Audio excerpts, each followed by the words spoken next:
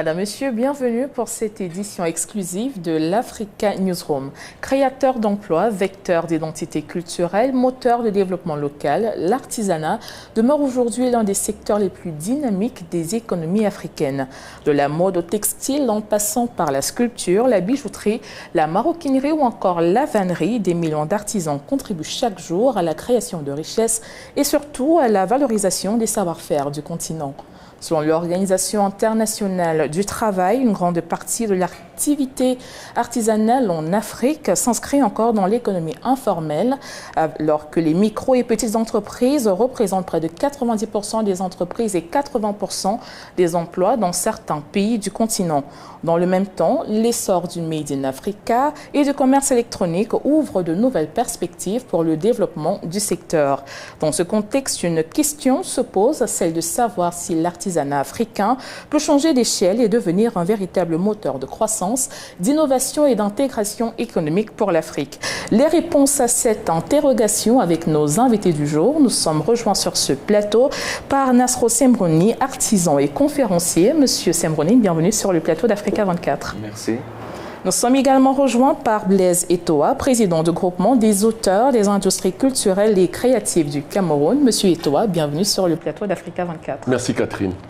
L'artisanat est aujourd'hui bien plus qu'un héritage culturel. Il constitue un secteur stratégique capable de créer des emplois, de valoriser les ressources locales et de renforcer la compétitivité des économies africaines. Plusieurs pays comme la Côte d'Ivoire, l'Algérie ou la Tanzanie multiplient les initiatives pour professionnaliser les artisans, développer les exportations et promouvoir le Made in Africa. Un reportage signé chez Omar Kamara.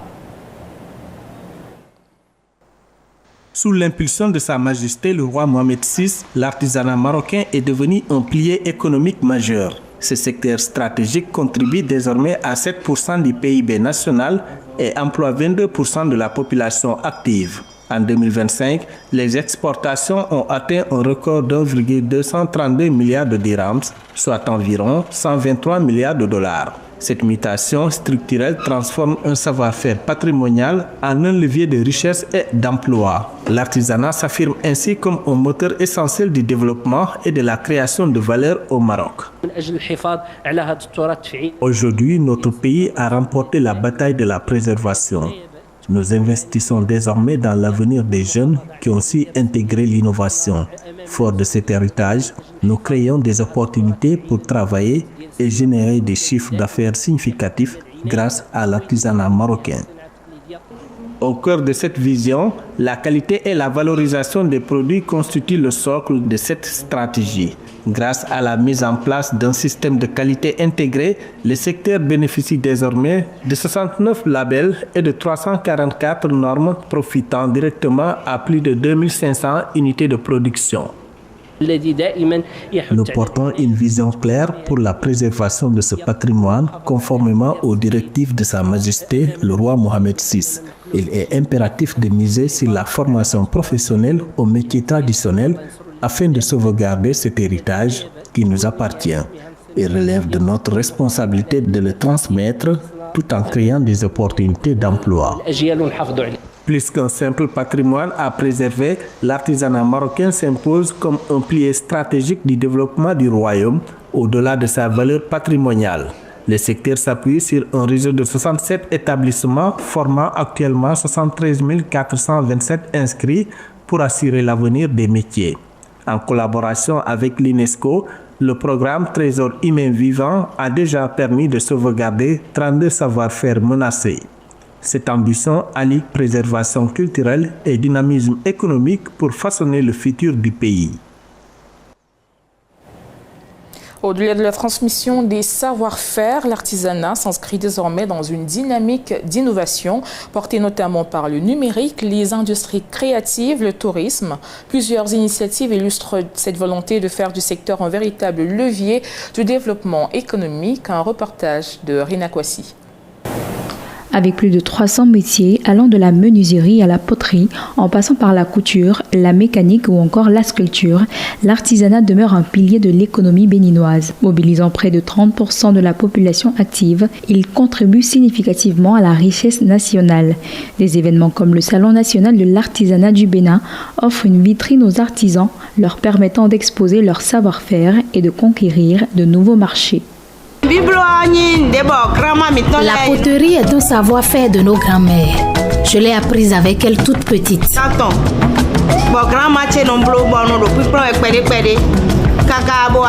Je voudrais qu'aujourd'hui, l'on s'intéresse plus à cette matière pour valoriser la richesse de notre pays. Malgré cet essor, le secteur fait face à des défis majeurs. Forte informalité, accès limité au financement et infrastructures insuffisantes. Pour y remédier, l'État béninois a lancé plusieurs initiatives allant de la formation des artisans à l'accompagnement technique et l'organisation de foires artisanales. Avec le soutien de la Chambre des métiers de l'artisanat du Bénin, ces actions visent à structurer le secteur qui contribue déjà à environ 13% du PIB et génère d'importantes retombées économiques lors des grandes manifestations. Ce secteur reste confronté à certains défis liés à la faiblesse des infrastructures de base et de l'encadrement. C'est la raison pour laquelle le gouvernement a pris en compte ce secteur à la hauteur de son poids socio-économique en inscrivant dans les programmes d'action 2016-2021 et 2021-2026, l'ambition d'accompagner, de former et de professionnaliser les artisans. Grâce à ces réformes et à une meilleure promotion à travers les salons et expositions, l'artisanat béninoise se profile comme un levier stratégique de croissance durable. À terme, ce secteur pourrait non seulement renforcer son impact économique, mais aussi offrir davantage d'opportunités aux jeunes, tout en préservant et valorisant le riche patrimoine culturel du Bénin. Monsieur Itoa, selon l'UNESCO, les industries culturelles et créatives génèrent près de 50 millions d'emplois dans le monde et représentent environ 3% du PIB mondial. L'Afrique dispose-t-elle aujourd'hui des politiques nécessaires pour faire de son artisanat un véritable moteur de croissance économique? Mais écoutez, l'Afrique est assez contrastée de ce point de vue. Je me réjouis d'avoir en face de moi notre collègue qui vient d'Algérie dans le cadre du salon international de l'artisanat du Cameroun, des pays comme l'Égypte, l'Algérie dans le Maghreb, en Afrique de l'Ouest, on vient de voir l'exemple du Bénin, on peut parler de la Côte d'Ivoire et du Nigeria, sont vraiment des locomotives pour le continent. L'Afrique centrale est encore assez en retard. Les pourcentages de PIB que vous évoquez sont assez élevés, encore plus élevés que cela au Maroc. Je pense qu'on est autour de 7%. Monsieur parlera du cas de l'Algérie tout à l'heure. Les pays d'Afrique centrale aujourd'hui sont un peu à la traîne de ce point de vue. Je pense qu'au Cameroun, ce secteur, ou de manière globale le secteur des ICC, il représente à peine 1 ou 2%. On est en train de mener une étude dans ce sens-là. Mais je pense qu'il est important que des exemples comme ceux de nos frères de ces deux régions du continent nous servent et qu'ils servent de locomotive pour des stratégies effectivement de développement de ces secteurs. Je me réjouis de voir que le ministère en charge de l'emploi au Bénin, c'est le ministère des petites et moyennes entreprises et de l'emploi. Ça montre un peu en termes de vision et de perspective dans les politiques publiques l'importance que les autorités accordent à la place de la PME. Et vous avez donné des chiffres dans votre premier reportage où on montre qu'effectivement 90%, et c'est le cas dans la majorité de nos pays, des entreprises du secteur informel sont des entreprises du secteur des arts et de l'artisanat ou de la création et du patrimoine de manière générale. Donc, effectivement, si on permet à ce secteur d'activité de sortir de l'informel parce qu'il représente le gros de la proposition de valeur économique, parce qu'il porte l'entreprise, il porte l'entrepreneuriat, eh bien, on permettra à nos pays d'avoir un vrai levier, un vrai accélérateur pour leur stratégie de développement, parce qu'on le sait, la puissance de notre patrimoine, les reportages l'ont dit, est telle que c'est une véritable chance pour le continent. Justement, vous parlez de politique publique. L'Algérie a fait de l'artisanat un secteur stratégique de son économie, tandis que le Rwanda s'appuie sur des coopératives artisanales pour soutenir le tourisme et les exportations. Monsieur Sembroni, quels enseignements ces expériences peuvent-elles inspirer aux autres pays africains selon vous? Vous savez, l'Algérie, nous, c'est presque un continent, donc chaque région, elle a sa spécificité. Et le gouvernement algérien, ils sont en train de faire, par exemple, nous, ils sont en train de construire partout les maisons d'artisanat pour tirer, et surtout les centres de formation. Par exemple, moi, je suis dans le domaine de cuir. Si j'ai besoin, donc c'est le centre de formation qui envoie les apprentis pour apprendre le métier. Donc, c'est-à-dire l'Algérie, elle est en train de dépenser de l'argent de fou, c'est-à-dire pour l'artisanat. L'artisanat de chaque région d'Algérie, et en même temps on est en train de récupérer par exemple le savoir-faire de nos grands-mères pour transmettre aux jeunes générations, parce que les jeunes générations actuellement ils s'intéressent à rien, mais on est en train de sensibiliser pour attirer en plus dans tout ça, même c'est-à-dire l'art algérien revisité, c'est-à-dire on laisse toujours l'identité de nos grands-mères et nos ancêtres, mais revisité pour le goût du jour. Parce que les jeunes, ils n'intéressent plus les tapis anciens ou la poterie ancienne et tout ça. Donc on est en train de faire le mieux pour revisiter tous les produits de l'artisanat en Algérie. Justement, lorsqu'on parle de produits, Monsieur Etoile, l'Afrique est riche en matières premières comme le coton, le cuir, le bois ou encore le raffia. Pourquoi ces ressources sont-elles encore largement exportées à l'état brut plutôt que transformées localement par nos artisans? Mais c'est ce qu'on pourrait appeler le paradoxe africain, c'est-à-dire qu'en fait, on est un peu dans cette construction coloniale, excusez-moi de l'expression, qui veut que nous soyons des viviers de matières premières. C'est-à-dire qu'en étant des économies de collecte, on coupe le bois, on est dans des économies extractives, on extrait le pétrole, les mines, on ne les transforme pas, on les exporte. Alors que justement, l'artisanat a l'avantage qu'en fait, il est à mi-chemin entre le patrimoine et la création. Et monsieur parlait d'innovation tout à l'heure. Si on veut intéresser nos jeunes aujourd'hui à notre patrimoine, à notre identité, je pense que c'est justement en leur expliquant que c'est bien ces choses-là qui sont des ressources naturelles dont le sort nous a dotés, Dieu soit loué, mais qui aujourd'hui doivent faire l'objet d'un réexamen, d'une approche différente pour que justement on soit dans une démarche de transformation, de pré-transformation, de transformation secondaire, parce que c'est par ce moyen-là que non seulement nous allons pouvoir affirmer ce que nous sommes, parce qu'on va visiter, on va conquérir, on va transformer ces choses dont nous avons hérité, et puis cela nous permettra de gagner notre vie, mais également de pouvoir, dans ce qu'on appelle le rendez-vous du donner et du recevoir, apporter quelque chose qui soit vraiment l'expression de notre identité. Parce que sur les grandes foires internationales, monsieur me disait tout à l'heure qu'il a fait 35 fois le tour de l'Afrique, il va dans des salons européens, il va dans des salons parfois en Amérique. Il est important que lorsque nous allons dans ces grandes rencontres d'échange-là, que nous y allions avec des produits qui soient des produits typiques de ce que nous représentons et qui représentent notre identité. Et ça, les jeunes doivent le comprendre, que ces matières premières sont une vraie ressource, une vraie valeur, pas parce que ça s'exporte brut, mais parce que ça peut être la source de la transformation de notre matière première. Monsieur Semrouni, la BAD rappelle que le continent devra créer des millions d'emplois chaque année pour absorber l'arrivée des jeunes sur le marché du travail. L'artisanat peut-il aujourd'hui devenir un levier d'insertion professionnelle pour les jeunes et les femmes? Bien sûr, madame. Ça, en plus, c'est très important. Surtout le continent africain, il est très riche. Donc, on peut porter, surtout pour le design. Par exemple, le design, quand on a un produit et on revisite un produit, c'est-à-dire on enlève dans le patrimoine et on revisite, on donne une touche de design, surtout pour la décoration et l'aménagement de l'intérieur. C'est très important de l'extérieur. Chacun est dans ses identités. On peut même exporter parce que l'Afrique, elle est très riche. On commence par la Méditerranée, c'est l'Algérie, le Maroc, la Tunisie, jusqu'à l'Afrique du Sud. Vous savez, une richesse inestimable dans tous les domaines. En plus, ce qui est bien dans notre Afrique, la matière, elle est là. Il faut exploiter nos matières. En plus, la matière africaine, elle est vivante. Donc on peut, il a dit tout à l'heure, c'est-à-dire c'est à nous d'exploiter nos richesses. C'est pas les autres qui vont exploiter. La matière brute, c'est nous qu'on va l'exploiter. En Algérie déjà, c'est-à-dire on travaille avec notre. Par exemple, moi je travaille le cuir, c'est 100% algérien. Nous on arrive à exporter en Italie, c'est 80%, c'est destiné pour l'Italie. Donc, les richesses, ça existe. C'est à nous d'exploiter nos richesses pour donner un autre aspect et le goût du jour. Justement, vous parlez du goût du jour. Monsieur Eto'o, les consommateurs recherchent aujourd'hui des produits de plus en plus authentiques, vous l'avez dit, durables et fabriqués de manière responsable. L'artisanat africain dispose-t-il d'un avantage compétitif sur les marchés à forte valeur ajoutée selon vous? Mais absolument. Absolument. Je suis votre question. Il y a même la réponse de la question dans la question.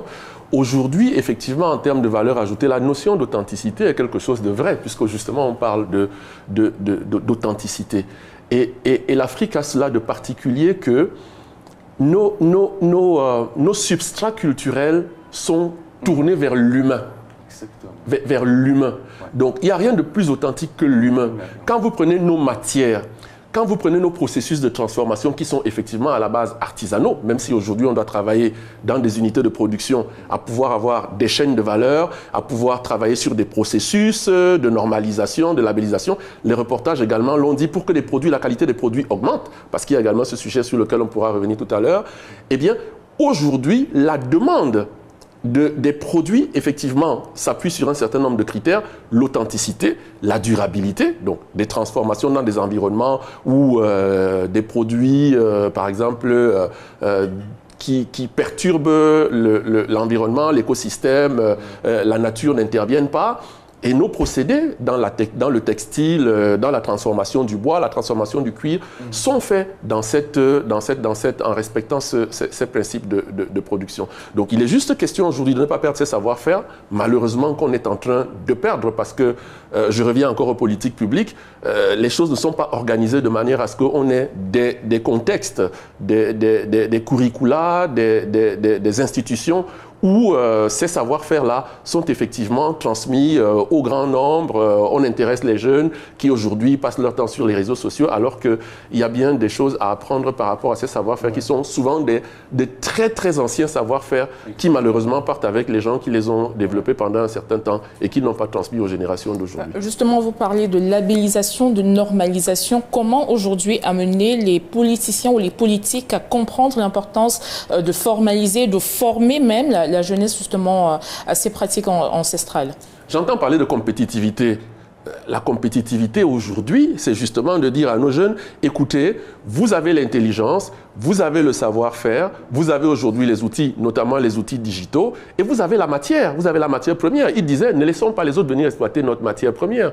Pendant très longtemps, ici, les gens qui faisaient la forêt, c'était des étrangers. Maintenant, dans la mine, vous voyez bien ce qui se passe, c'est toujours des étrangers, ce n'est pas les mêmes. Certains étaient blancs, maintenant ils sont jaunes, mais il faut qu'il y ait du noir dans cette affaire-là, puisqu'il y a des blancs aussi en Afrique, comme mon frère en face, que ce soit enfin des fils du continent qui s'intéressent à cela, parce qu'ils ont la légitimité. Il faut ouvrir les marchés entre les pays africains. Absolument. Quand on parle de la ZLECAf, aujourd'hui, les produits qui vont pouvoir nourrir ce marché d'1,5 milliard 500 millions d'individus doivent être des produits du cru de notre terroir, transformés par des enfants du continent, avec des processus dont les savoir-faire sont souvent des savoir-faire, je l'ai dit, anciens, et qui ont été transmis, et finalement qui serviront à nos propres économies. En plus, le secteur de l'artisanat, c'est un secteur rapporteur.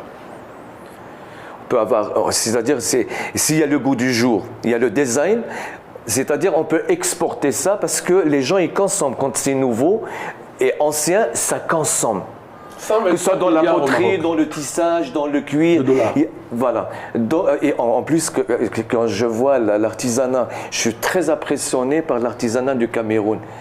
Il y a des artisans dans la sculpture qui sont, c'est des chefs-d'œuvre. Je suis très content d'avoir ça.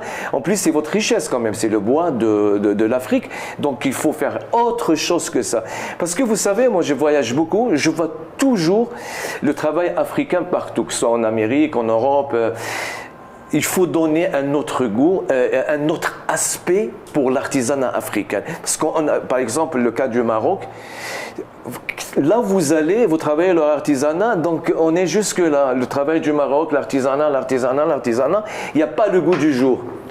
Par contre, en Algérie, si vous venez en Algérie, vous allez impressionner par l'artisanat parce que nous, on est combattants pour donner un autre aspect, pour attirer les jeunes, pour moderniser. Que ce soit, par exemple, moi je travaille avec un designer, on est en train de construire un très beau palais en Algérie, c'est l'ouest de l'Algérie, dans le style mauresque, parce que l'Algérie c'est le style mauresque, mais on est en train de donner un goût nouveau. On a création nouvelle. On a côté mer, ils sont en train de construire des complexes qui sont magnifiques dans notre architecture, avec des restaurants à côté de mer, mais on est en train de combattre pour donner un autre aspect et le goût du jour. Bon, je reviens quand même à vous, monsieur Eto'o. Dans plusieurs pays, les métiers d'art sont désormais associés au tourisme, à la mode et aux industries créatives. Comment mieux articuler les différents secteurs pour accroître les revenus des artisans? Mais moi, je réinterpelle les politiques publiques. C'est-à-dire que les politiciens, ils ont deux responsabilités.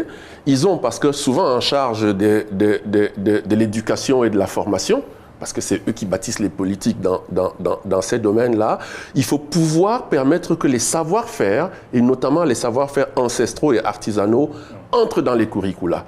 Et notre organisation, le groupement des acteurs des industries culturelles et créatives, est en train de travailler en ce moment avec le ministère de l'Enseignement supérieur du Cameroun, que je remercie, pour un accord cadre qui va justement organiser, structurer des curricula dans ce sens, au niveau de l'université.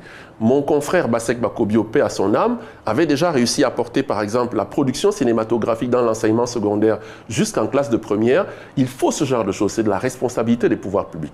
La deuxième chose qu'ils doivent faire, de mon point de vue, ça participe un peu de la labellisation aussi, mais d'une certaine manière, la commande publique. La commande publique est importante. Lorsque vous prenez nos édifices, donc les ministères, les agences gouvernementales et autres, ils doivent servir de modèle. Il n'est pas normal qu'on construise des projets ici sans imposer aux maîtres d'ouvrage et aux maîtres d'œuvre de pouvoir les faire, soit avec des éléments d'identité, des formes de design qui soient en rapport avec notre environnement et qui intègrent en leur sein des objets d'artisanat ou des objets d'art, qui soient du cru, du terroir. C'est absolument important. Et on peut aller jusqu'à l'imposer même aux acteurs privés, ce n'est pas interdit. Vous avez des pays où vous êtes obligé pour un projet architectural d'intégrer 1%, 2%, 5% parfois avec des œuvres qui soient des œuvres venant du pays. C'est ça qui va permettre que d'abord ça labellise, comme on l'a dit, parce que ça tire vers le haut, ça montre une espèce de standard, mais évidemment ça apporte aussi de la ressource parce que ça apporte du revenu. C'est-à-dire on prend l'architecture typique et moderniser, on peut absolument faire ça. Et ça donne surtout pour le tourisme, pour les hôtels, pour les... Exactement. Voilà. Et ça génère une attractivité qui est telle que on n'est pas des pâles-copies de ce qu'on voit ailleurs. Les gens auront envie de venir ici, même simplement pour visiter les bâtiments, pour pouvoir être dans des environnements où ils se sentent un peu différents des endroits où ils vivent d'habitude. Pourquoi est-ce que les gens ne visitent pas le Cameroun ? En règle générale, dans les villes. Les gens vont beaucoup dans les villages, hein, soyez-en sûrs. Déjà qu'il y a beaucoup de mixage entre les communautés, contrairement à ce qu'on voit sur les réseaux sociaux. Ouais. Mais les gens ne vont pas dans les villes parce que nos villes sont laides. Messieurs les maires, je suis désolé, mais nos villes sont laides. Elles ne sont pas laides parce que les maisons ne sont pas bien construites, mais parce que c'est cette espèce de morosité du béton partout. Alors que s'il y avait ces éléments d'identité dans les formes, dans le design des bâtiments, eh bien, on pourrait avoir des villes qui ont un faciès plutôt avenant.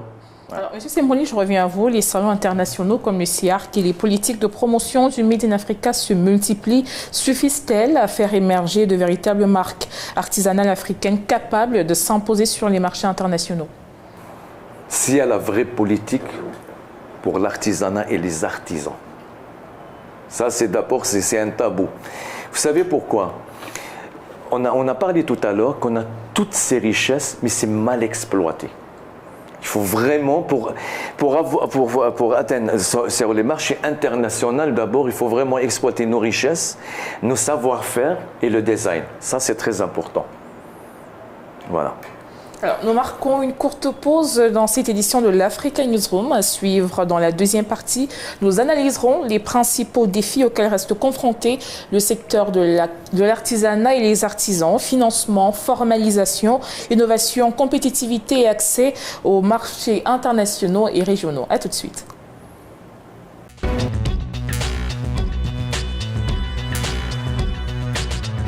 Retour sur le plateau de l'Africa Newsroom. Madame, Monsieur, nous poursuivons notre débat consacré à l'artisanat en Afrique, un secteur qui se trouve aujourd'hui au carrefour de la culture, de l'économie et de l'innovation. Pour en débattre, nous retrouvons nos invités. Blaise Eto'o, président du groupement des auteurs des industries culturelles et créatives du Cameroun. Nasro Sembroni, artisan et conférencier. Et enfin, Diarra Souba Mohamedou, sous-directeur du partenariat de la mutualité recruté au ministère du Commerce, de l'Industrie et de l'Artisanat de Côte d'Ivoire. Après avoir analysé les opportunités qu'offre l'artisanat africain, nous nous intéressons à présent aux principaux défis qui freinent encore son développement, formalisation, financement, innovation et accès aux marchés locaux, régionaux et internationaux. Monsieur Eto'o, selon l'Organisation internationale du travail, une grande partie des artisans africains évoluent encore dans le secteur informel. Comment encourager la formalisation tout en préservant la viabilité de leurs activités? Sur la formalisation, il y a deux sujets. Je pense qu'il y a un qui est de la responsabilité de l'artisan ou de l'artiste de manière générale qu'on rencontre dans beaucoup de pays du continent. C'est que nous avons tendance à reproduire des modèles qui sont des modèles plus ou moins hérités. Hérités de nos parents, hérités de notre environnement, hérités de la famille, donc qui ne nous permettent pas d'avoir ce saut qualitatif. Il faut qu'on comprenne qu'aujourd'hui, une production sur un bien qui a une certaine valeur, demande une certaine organisation. Et cette organisation doit reposer, même si on est individu, sur une structuration. Donc il faut qu'on se structure.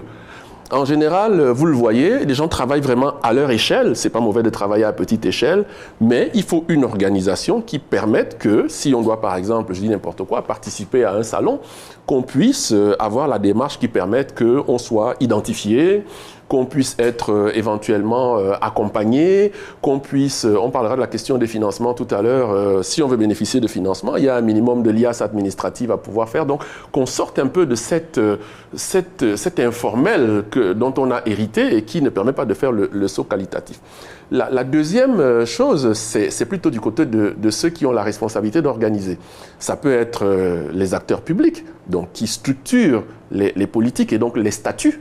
Tout à l'heure, on parlait de l'Algérie qui a un statut de l'artisan. Ce n'est pas le cas au Cameroun, par exemple. Ce n'est pas le cas dans beaucoup de pays africains où il n'y a pas un statut. Il n'y a pas un statut de l'acteur culturel ou de l'acteur de la création de manière générale, que ce soit le créateur, l'artiste, que ce soit même les autres métiers qui travaillent dans la chaîne de valeur autour de l'artiste, de la création ou de l'artisan. Donc il faut cela. Il faut donc ces politiques-là qui permettent qu'il y ait un statut professionnel, un statut juridique qui sécurise donc non seulement la situation sociale et professionnelle de celui qui y travaille, mais qui permettent également que dans la chaîne de valeur, quand vous prenez un créateur, derrière lui il y a peut-être un distributeur, donc que toutes ces personnes-là aient des statuts qui soient reconnus et que même leurs interactions professionnelles soient organisées dans un cadre qui soit normé. Donc c'est une double responsabilité de celui qui travaille et qui produit, mais également de celui qui a la responsabilité d'encadrer. Monsieur Mohamedou, l'accès au financement, Monsieur Eto'o l'a évoqué tout à l'heure, demeure l'un des principaux obstacles au développement des très petites entreprises africaines. Les dispositifs actuels répondent-ils réellement aux besoins spécifiques des artisans, à votre avis? Merci beaucoup, madame. Je pense que la question du financement est quand même une question assez préoccupante. Il y a des dispositifs qui existent, mais bien entendu, puisque nos artisans sont structurés par strates. Et donc, à certains niveaux, ces artisans-là ne peuvent pas aller capter ces financements-là. Ils ne répondent pas aux critères. Voilà. Et donc, c'est certains artisans, on va dire les artisans qui émergent, c'est eux qui arrivent à rentrer dans le dispositif de financement actuel. Donc, un bon nombre d'artisans, il faut pouvoir trouver des financements adaptés à leur situation. La réflexion continue avec les établissements bancaires. Voilà, la réflexion continue. Aujourd'hui, en Côte d'Ivoire, en ce qui concerne ces artisans dont je viens de parler, qui n'arrivent pas à rentrer dans le financement classique, nous sommes en train de voir le financement par groupement, notamment au niveau des associations formelles, les associations d'artisans qui existent formellement. C'est de voir comment on peut donner le financement à l'association qui, en interne, les artisans en interne pourront bénéficier de ce financement-là. Donc, ils seront tous, on va dire, solidairement responsables de voilà. Est-ce que les difficultés de l'accès au financement ne résident pas aussi dans le fait que les populations ou alors les artisans ne sont pas souvent formés à l'éducation financière ou alors n'ont pas bénéficié d'une éducation qui leur permet de tenir face à un banquier qui leur dit voilà ce que vous devez fournir comme document pour pouvoir bénéficier d'un financement? Oui, ça peut relever un peu de cela parce que, comme vous l'avez dit, l'informel, c'est partout. L'informel, c'est partout. Nos artisans, beaucoup, par exemple, ceux qui sont passés par le système classique, chez nous, il y a les centres de formation professionnelle. Ce n'est pas tous les métiers de l'artisanat qui sont représentés au niveau de l'enseignement technique, des centres de formation professionnelle. Mais ceux qui, généralement, qui rentrent dans ce cadre-là, qui sortent, ils ont quand même un certain niveau. Ils savent déjà comment mener une entreprise. Ils ont déjà un background à ce niveau. Donc, ceux-là, on n'a pas trop grande difficulté avec eux. Mais ceux, par contre, qui ont appris sur le tas, et l'une des difficultés aussi, c'est que la plupart, on va dire, n'ont pas un niveau d'instruction assez élevé. Ça aussi, c'est un problème qu'on traîne. Et donc, du coup, il faut vraiment, c'est quelque chose avec laquelle on va doucement. Un pas après l'autre. Monsieur Semroni, face à la concurrence des produits industriels importés, souvent moins coûteux, comment l'artisanat africain peut-il renforcer sa compétitivité sans perdre son authenticité? On a le même problème. La Chine. Vous savez, par exemple, en Algérie, je vous donne un exemple pour l'Algérie.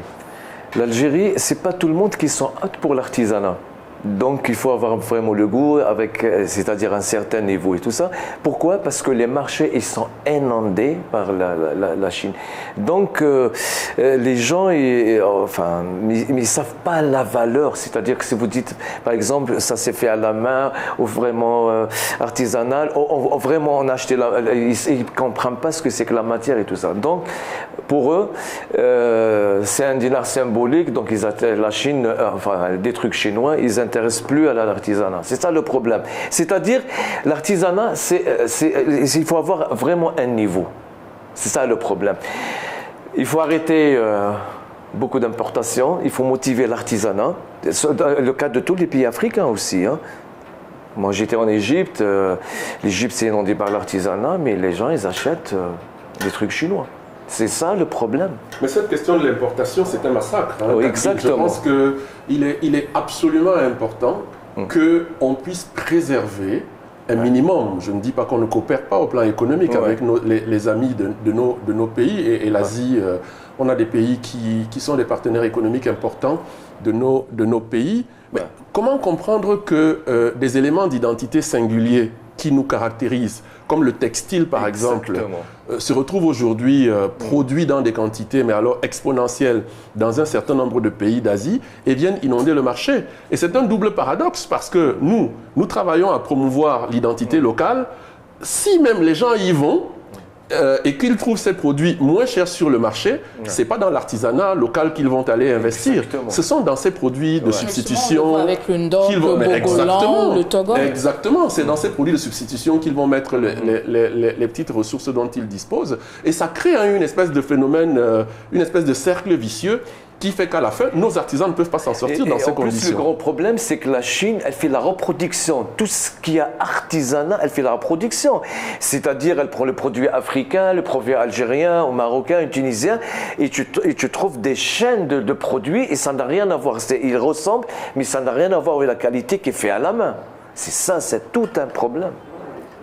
L'un des problèmes aussi chez nous, c'est qu'on a très peu de produits qui sont protégés. Il y a très peu de produits qui sont protégés. Et donc, ça ouvre la voie, on va dire, aux copies. Voilà. Justement, on parle de labels de qualité. Les indications géographiques et les certifications permettent-elles de valoriser les produits sur les marchés internationaux? Pourquoi ces outils restent-ils encore peu développés dans l'artisanat africain, selon vous, monsieur Dirasoba? Oui, mais la labellisation aujourd'hui, la protection, ça a un coût. Ça, il ne faut pas le dire, ça a un coût. Ouais. Et donc, bien entendu, il faut peut-être accompagner la protection des œuvres artisanales. Sinon, très peu d'artisans peuvent s'élever eux-mêmes. Puis initier la démarche pour protéger. Est-ce que la solution ne serait pas de créer des clusters, comme vous avez parlé tout à l'heure, vous avez parlé d'associations, mais est-ce qu'on ne se verrait pas à une échelle un peu plus importante en rassemblant tous les artisans qui sont dans un même secteur pour justement porter la voie vers, par exemple, l'OAPI en Afrique aujourd'hui? Oui, ça peut se faire dans ce sens. Chez nous, par exemple, on a le pain baoulé. Le pain baoulé qui est labellisé aujourd'hui, mais c'est vraiment, on va dire, toute une région qui produit ce pain. C'est un groupement. Voilà. Mais bien entendu, dans la démarche aussi, ils ont eu un coup de pouce de l'État. Voilà. Même l'Atiké aujourd'hui également, il est labellisé, l'Atiké des lagunes. Alors l'Atiké des lagunes, on a des milliers de femmes qui produisent l'Atiké au niveau de la région des lagunes. Et donc, mais tout qu'on fait, il faut quand même un coup de pouce de l'État. Et c'est important que cet intérêt arrive dans le secteur culturel de manière générale, parce qu'on voit bien comment il a porté des fruits. On parlait de l'agriculture tout à l'heure. Au Cameroun, on parle du poivre de Prenja. Donc, ces indications, effectivement, géographiques protégées, et ça arrive dans la culture. Vous parlez du Ngon, on l'a vu avec le Ngondo également. On l'a vu avec le Mvet, qui est entré également au patrimoine mondial de l'UNESCO le 10 décembre dernier. Il y a un certain nombre d'autres œuvres ou d'autres productions ou d'autres éléments du patrimoine immatériel qui sont dans le pipe. Il faut cela. Et je remercie la coopération internationale pour ce travail donc, qui va permettre que je ne jure pas de la capacité des acteurs économiques à respecter l'identité, mais je pense que ça devrait les freiner un peu. Que l'UNESCO aujourd'hui labellise ces choses-là, que derrière les pouvoirs publics les sécurisent d'une certaine manière, ça donnera peut-être des éléments au niveau de la douane, de l'importation, de pouvoir peut-être faire un peu plus attention à ces choses qui finalement auront une protection des États en attendant qu'au niveau des coopératives ou bien au niveau individuel, les créateurs et les artisans eux-mêmes le fassent. Maintenant, on va parler d'une échelle un peu plus importante que l'échelle locale ou individuelle seulement. Nous allons nous intéresser à la ZLECAf et son marché potentiel de 1,4 à 1,5 milliard de consommateurs. Les artisans africains, M. Etoa, disposent d'une opportunité inédite. Sont-ils suffisamment préparés à répondre aux exigences de qualité, de production ou de logistique qu'impose ce marché? Lorsque nous avons créé notre organisation dont vous avez parlé tout à l'heure, l'ACTIC, un des enjeux, c'était celui-là. C'était de pouvoir effectivement articuler la chaîne de valeur de manière à ce que, parce que les gens travaillent ensemble, parce que les gens sont conscients de l'impact qu'ils produisent, parce que nous sommes plus puissants que l'addition de nos unités, qu'on puisse effectivement adresser ce type d'enjeu. L'enjeu du marché commun africain, c'est vraiment quelque chose de fondamental. Ça doit être un objectif pour tous ceux qui travaillent sur le continent à produire des biens et des services. Et les produits artisanaux, les produits culturels sont pour nous une chance. Je l'ai dit dans la première partie de l'émission. Parce que la matière première est là. Parce que les savoir-faire sont là. Et parce que justement les consommateurs sont là. Et c'est là qu'on peut avoir un problème. On en parlait. Les gens ici ont un regard de distance, de condescendance et même de méfiance parfois sur nos produits. Mais c'est inacceptable. Je comprends que nous soyons éduqués de manière extravertie, que ça fait bien d'imiter les Occidentaux ou les Américains ou les Nord-Américains, mais on est Africains pardi. La civilisation vient de ce continent. Donc je crois qu'il faut pouvoir rééduquer nos enfants en leur expliquant que leurs aïeux ont bâti la civilisation du monde. Lorsqu'on parle de l'Égypte, il y a une espèce de fierté à dire que la civilisation égyptienne est à l'origine de la science, de la philosophie, de la médecine et autres. Il faut qu'on explique ça à nos jeunes, à savoir que nos produits ont de la valeur. Une valeur symbolique, ce sont des objets de souveraineté, mais c'est également des biens économiques, parce que c'est par là que notre continent va se développer. Exactement. Monsieur Diarra-Soba, est-ce que cela peut se faire lorsqu'aujourd'hui encore, en Afrique, dans des sous-régions comme la CEDEAO ou la CEMAC, on rencontre encore des freins dans la libre circulation des biens des personnes? Oui, c'est vrai qu'il y a encore des freins, mais on est en train d'y travailler. Mais je pense que l'un des défis aussi pour nos artisans, c'est qu'il faut que nos produits aussi répondent aux normes. Le marché international, il y a des normes. Il faut que nos produits puissent répondre à ces normes de qualité-là. Une fois qu'on aura travaillé ce niveau-là, je pense que ça pourra donner un coup d'accélérateur. Monsieur Semrouni, les institutions internationales appellent à une montée en gamme de l'artisanat grâce au design, comme vous le disiez tout à l'heure. Est-ce qu'aujourd'hui, vous pensez que l'Afrique est prête à relever ce défi? Vous savez, ça fait très longtemps que je n'ai pas voyagé envers l'Afrique, donc je ne me connais pas dans les vraiment l'artisanat, parce que moi, je suis venu au Cameroun, j'étais au Sénégal, en Afrique du Sud, je trouve toujours la même chose. Donc il n'y a pas l'évolution sur ni le design ni la création. Donc il faut se mettre sur là. Surtout actuellement, si on veut exporter nos produits, il faut revisiter tout ça. Nous, on a commencé déjà en Algérie, on travaille avec les designers, c'est-à-dire, moi personnellement, récemment, j'ai travaillé avec 27 artisans, c'est moi qui gère les artisans, envers le design. C'est-à-dire, il sait gérer vraiment son produit, l'autre, par exemple, le bois, le cuir et la poterie. Donc, moi, je gère tout ça pour donner, on laisse toujours l'authenticité de produit, on fait autre chose, revisiter pour donner le goût du jour, et même pour tout ça on peut même exporter. Ça c'est très important parce que le secteur de l'artisanat c'est un secteur rapporteur. J'ai beaucoup critiqué les acteurs publics tout à l'heure, mais je dois reconnaître qu'au Cameroun, par exemple, la structuration que le ministère des Petites et Moyennes Entreprises de l'économie sociale et de l'artisanat a engagée est plutôt porteuse. Parce qu'ils ont structuré le secteur en trois sous-secteurs. Vous avez ce qu'on appelle l'artisanat de production, donc qui est celui qu'on rencontre le plus, dont il parlait et qu'on rencontre partout.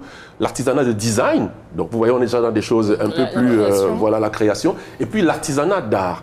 Sur ces deux dernières formes, il y a effectivement là-dessus un enjeu et une chance pour nous. Parce qu'aujourd'hui, le consommateur mondial, quelle que soit la région dans laquelle il se trouve, vous parliez de cela au début de notre émission, a besoin d'authenticité. Et qu'est-ce qui peut apporter de l'authenticité aujourd'hui en dehors de l'Afrique? Je pense que c'est ici, effectivement, qu'on doit pouvoir trouver des produits qui permettent que les gens, lorsqu'ils veulent revenir à eux-mêmes, parce qu'on parlait d'humain, on parlait d'humanité, on parlait de goût tout à l'heure, eh bien, ils se tournent vers des produits africains parce que ce sont des produits authentiques. Monsieur Diarra-Souba, est-ce qu'aujourd'hui, lorsqu'on parle d'authenticité, de s'approprier notre culture, est-ce qu'on voit la dimension coût? Est-ce que tout le monde aujourd'hui est en mesure de s'offrir l'art africain? Oui, l'artisanat, comme on l'a dit, l'artisanat aussi, pour produire quelque chose, l'artisan prend du temps. Ça prend du temps. Et donc, quand on répercute tous ces coûts-là, naturellement, le produit artisanal a un coût. Ça a un coût. Ça a un coût. Maintenant, peut-être comment revoir cela? Comme on l'a dit, avec l'innovation, naturellement, l'artisan aujourd'hui peut se faire aider par des outils pour aller un peu plus vite. Il faut innover. Il faut aller de l'avant. Le design, il faut y travailler. Alors, j'étais avec un de nos artisans qui est maroquinier. Et il y a un artisan maroquinier du Cameroun qui est passé à son stand. Il lui fait savoir, effectivement, je suis maroquinier comme vous, mais là, je trouve que vous êtes au niveau du luxe. Et moi, je suis au niveau du basique. Il dit, non, mais si tu veux aller à l'international, il ne faut pas rester au niveau du basique. Il ne faut pas rester au niveau du basique. Il faut viser loin. Si tu restes au niveau du basique, mais tu ne pourras pas, on va dire, franchir les caps, aller à l'international. Donc, du coup, il faut qu'on innove, il faut qu'on travaille. Pour sortir de cet échange, je m'en vais adresser la même question à chacun d'entre vous. Je commencerai par M. Etoa. Si vous deviez proposer une réforme prioritaire pour faire de l'artisanat africain un secteur plus compétitif, créateur d'emplois et davantage tourné vers l'exportation, laquelle serait-elle? Ben, ce sera une réforme organisationnelle pour moi parce que, en m'appuyant sur l'exemple du Cameroun, je trouve que nos politiques publiques dans le secteur du patrimoine et de la culture sont trop éclatées. Quand vous prenez l'organisation de notre gouvernement, je me réjouissais tout à l'heure de voir comment ça se fait au Bénin ou au Maroc. Nous avons à peu près 4 ou 5 ministères qui traitent de la même question. Ce n'est pas possible. Vous avez la culture, l'artisanat, le tourisme, la communication, l'innovation qui se trouve au ministère des Postes et Télécommunications. Tout cela participe, j'ai envie de dire, de la même réalité. Il faut pouvoir orchestrer les choses. Je vois une super ministère, une super grande entité avec éventuellement des secrétariats d'État ou des ministères délégués en charge des secteurs spécifiques, avec une politique nationale. Une politique nationale qui permette que comme pour le Maroc, qui est l'exemple vraiment en Afrique, la culture, le patrimoine, l'artisanat soit vraiment le cheval de bataille sur lequel nous allons poser notre stratégie de projection vers la croissance et l'émergence. Monsieur Sembronier, je vous adresse la même question. Si vous deviez proposer une réforme prioritaire pour faire de l'artisanat africain un secteur plus compétitif, quelle serait-elle? Partenariat. C'est un partenariat entre les pays africains parce qu'il y a le retour en Afrique. Par exemple, l'Algérie, il y a l'ouverture envers les pays africains. Donc, maintenant, on exporte beaucoup de choses. Il y a les chemins qui sont en train de faire pour l'Afrique. Et notre président de la République, il a dit, voilà, maintenant c'est l'Afrique. On travaille avec l'Afrique. S'il y a l'ouverture et les pensées qu'ont notre président de la République, donc il y a aussi un partenariat. Surtout les formations entre les pays africains, on peut faire des merveilles dans l'artisanat en Afrique. C'est mon souhait, hein, c'est mon souhait. Donc c'est un partenariat, chaque pays africain est dans sa touche, on fait des formations. Par exemple, moi je suis dans le domaine des dessins sur le cuir et tout ça, donc je peux venir en caméra avec grand plaisir, je peux former les jeunes, je peux leur apprendre, c'est-à-dire la modernité et revisiter leur... c'est-à-dire pour donner le goût du jour. Je peux faire ça avec grand plaisir. Même si je peux venir chez vous, j'aimerais bien visiter votre pays. Inch'Allah. Voilà. Alors, monsieur Diarra, donc chacun est dans sa touche. Monsieur Diarra, je vous adresse la même question. Quelle réforme? Moi, je suis du même avis que lui. Hein, le partenariat, la coopération sud-sud. Il le faut. Voilà. À tous les niveaux de la chaîne de valeur, chacun a quand même... Un très bon continent, voilà. Il faut vraiment faire quelque chose. Absolument. Ouais. Et c'est tout ça. Paradis sur terre. Merci à chacun d'entre vous d'avoir participé à cette édition de l'Africa Newsroom. L'artisanat africain constitue un secteur stratégique capable de créer des emplois, de générer de la valeur ajoutée et surtout de stimuler les exportations et de renforcer le rayonnement du continent à l'international. Mais pour réussir, vous l'avez compris, nos invités l'ont dit, son changement d'échelle, le secteur devra relever plusieurs défis, améliorer l'accès au financement, accompagner la formalisation des artisans, renforcer la formation et promouvoir surtout l'innovation et faciliter l'accès aux marchés régionaux et internationaux. Merci à chacun de nos invités, Nasro Sembronier, artisan et conférencier, Blaise Etoa, président du groupement des auteurs des industries culturelles et créatives du Cameroun, et Diarra Souba Mohamedou, sous-directeur du partenariat de la mutualité au ministère du Commerce, de l'Industrie et de l'Artisanat de Côte d'Ivoire. Madame, Monsieur, tout de suite, une nouvelle édition de l'actualité africaine sur Africa 24.